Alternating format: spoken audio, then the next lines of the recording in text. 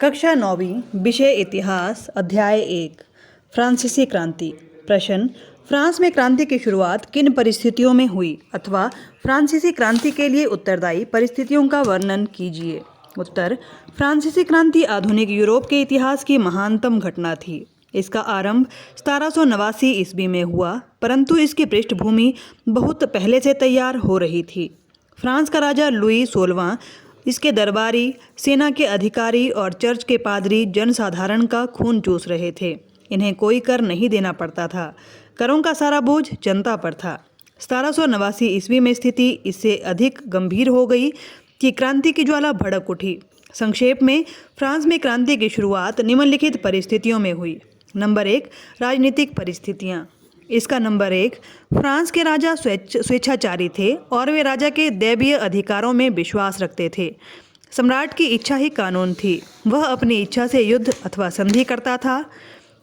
सम्राट लुई 14वां तो यहाँ तक कहता था, मैं ही राज्य हूँ। नंबर 2, कर बहुत अधिक थे जो मुख्यतः जनसाधारण को ही देने पड़ते थे। दरबारी और सामंत करों से मुक्त थे। नंबर 3, राज्य में सैनिक तथा अन्य पद पैतृक थे और उन्हें बेचा भी जा सकता था। नंबर 4, सेना में व्यापक असंतोष था। नंबर 2, सामाजिक परिस्थितियाँ। फ्रांसीसी समाज मुख्य रूप से 3 श्रेणियों उच्च, मध्यम और निम्न में बंटा हुआ था।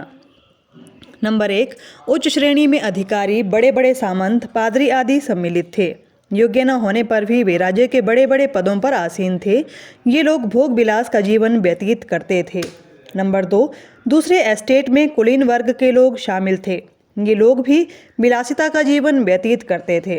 नंबर 3, तीसरे एस्टेट में जनसाधारण और किसान सम्मिलित थे।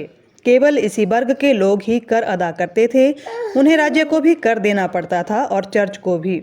इनसे बेगार ली जाती थी और वर्षों से इनका शोषण हो रहा था। नंबर 3, आर्थिक परिस्थितियाँ। इसका नंबर 1, फ्रांस के राजा धन का दुरुपयोग करते थे। उन्होंने व्यक्तिगत ऐश्वर्य के लिए खजाना खाली कर दिया। नंबर 2, करों का विभाजन दोषपूर्ण था। धनी लोग कर से मुक्त थे, जबकि जनसाधारण को कर चुकाने पड़ते थे। कर एकत्रित करने की विधि भी दोषपूर्ण थी। नंबर 3, फ्रांस ऋण के बोझ से दबा हुआ था। नंबर 4, दोषपूर्ण कर प्रणाली के कारण व्यापार अवनति की ओर जा रहा था। नंबर 5, फ्रांस ने अमेरिका के लोगों को वित्तीय सहायता दी, जिससे राजकोष पर ऋण का बोझ और अधिक बढ़ गया। नंबर 4, दार्शनिकों का योगदान। इसमें नंबर 1, रूसो ने अपनी पुस्तक सामाजिक समझौता में राजा के दैवीय अधिकारों पर प्रहार किया। नंबर 2, बाल्तेयर ने चर्च के धार्मिक आडंबरों और पादरियों के भ्रष्टाचार को अपना निशाना बनाया। नंबर 3, मॉन्तेस्क्यू ने अपनी पुस्तक स्पिरिट ऑफ लॉज में राजा के दैवीय अधिकारों और उसकी निरंकुशता की आलोचना की।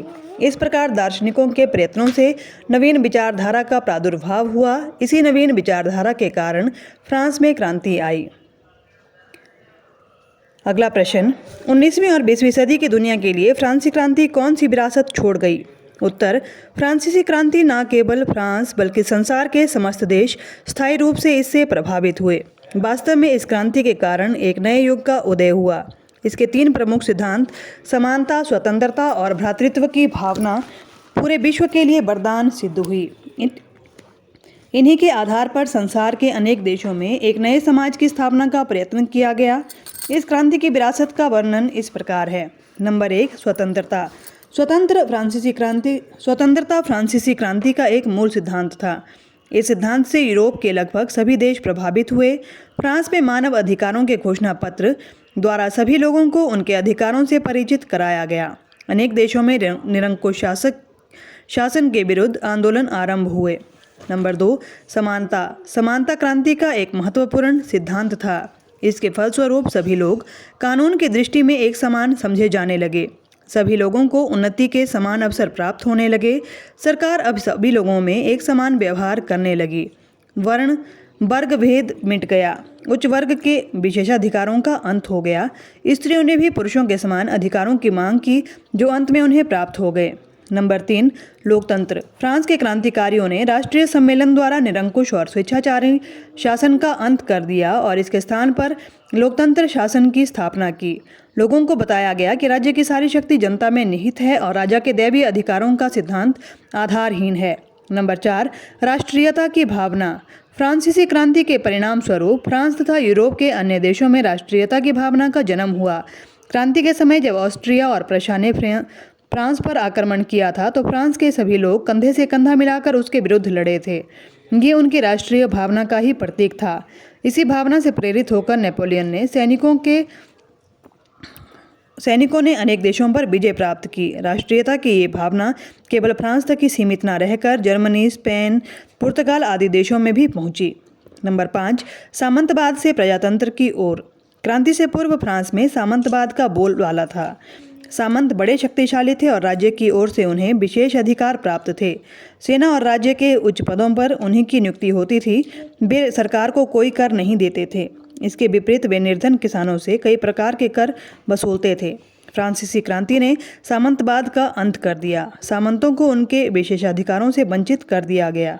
वे अब अन्य लोगों की भांति उन्हें भी कर देना पड़ता था। नंबर 6, सार्वजनिक कल्याण।